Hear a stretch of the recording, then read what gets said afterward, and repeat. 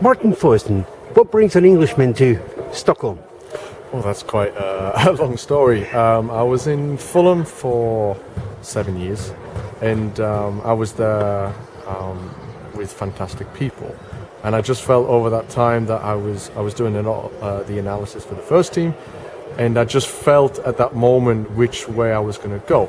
And some people who do that job either go into the technical side or the coaching side. So when I came to Sweden, I felt that was my opportunity to start coaching full time. And I got the opportunity with Per Mattias Högmo, who went on to be the national team coach, and he was the manager of U19 during that time. And it was one of the best years of my life, actually, because I became... Good win, coach. I became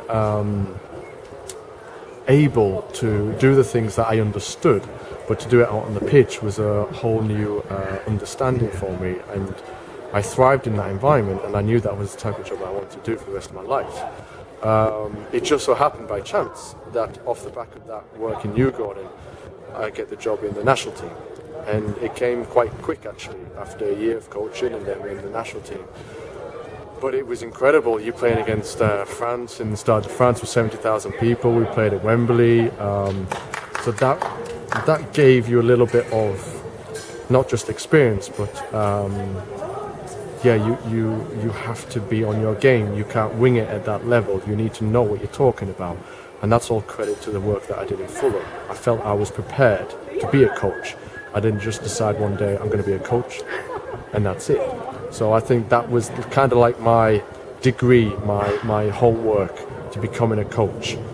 And so you ended up in Scandinavia instead of England? Yeah, I just felt that it's a very tough environment in England to be a coach. My wife is also Swedish, so it's also personal as well. Good excuse. Yeah, but I've always wanted to... I love England, but I've always been a traveller. And I've always been open to the whole of Europe, and I have no other place I call home anymore than Sweden. This is where we live. I have 2 children. We've set our base here, and having been in England, in Norway, in Sweden, it's not a bad start. I couldn't have asked for anything more, really. Now you're with Hammarbyn, and quite obviously your team is a pretty talented team, and you're doing well in the junior Allsvenskan under-19s. How would you describe your team and the level of here at the under-19s?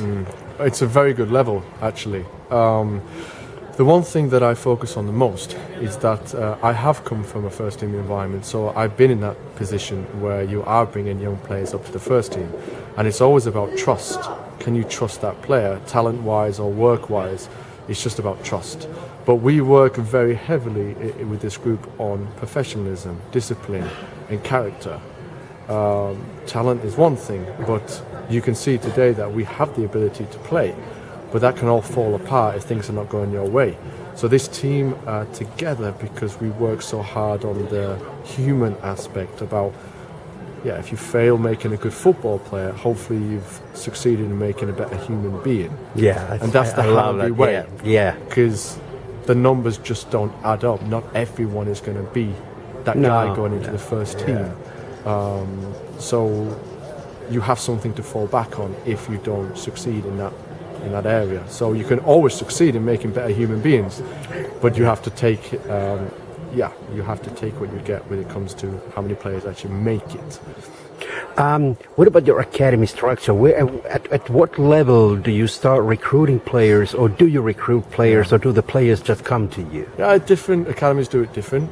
We have it from under-8s all the way up to under-19s. We don't have a reserve team, under-21s team. We actually have an affiliation with Frey. Yes. Yeah. So these guys, a couple of these guys, will be full-time in Frey, and if they're not playing for Frey, they play for us. Yeah. So that's part of trying to give them that different type of experience rather than just in under-19s. But the level of the under-19s is very competitive, and the way the league is structured is that you play half the year with the North and then South, and if you qualify, you play the whole national. So that's a new test. Yeah. So I feel like even when you're in the under-19s, it's testing a lot, because I feel that the level of performance from all teams we faced are really high.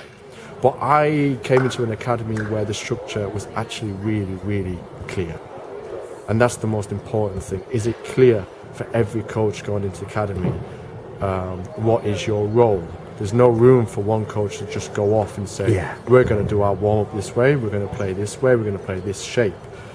Under 8s, up to, younger ages, you're a bit more freedom, but we have a very good structure actually in Hammarbyn with regards to the people who are here employed to structure it in a way where you can monitor it, you can create people that work off the same page. So you feel that when you get the players up, they understand what the discipline, the character, the professionalism bits mean. It's not just, we got a great guy, let's lift him up quickly. So I've been really impressed with the academy in that respect. So I was quite lucky when I came in that I felt everything was quite settled and quite clear to me. And Hammarbyn is a pretty big club by every standard. Yeah, I mean, I've been in Newgarden as well, and it's a big club, and they have their own way to do things. Hammarbyn are a big club. You've got OIK, you've got Poikina, so you've got a lot of talent in Stockholm that all the teams are trying to find a place for, or trying to develop their own style. And I think in Hammarbyn it's quite clear what our style is, and we want to be effective, but we also want to entertain. And we want to play our way of football, and we will meet teams like Terby who will play a certain way, but that's football. You have to be prepared for every opposition. There are several means to get to the end. Absolutely, and neither one is wrong. You just have to know which one is yours. Thanks a lot for your time. My pleasure.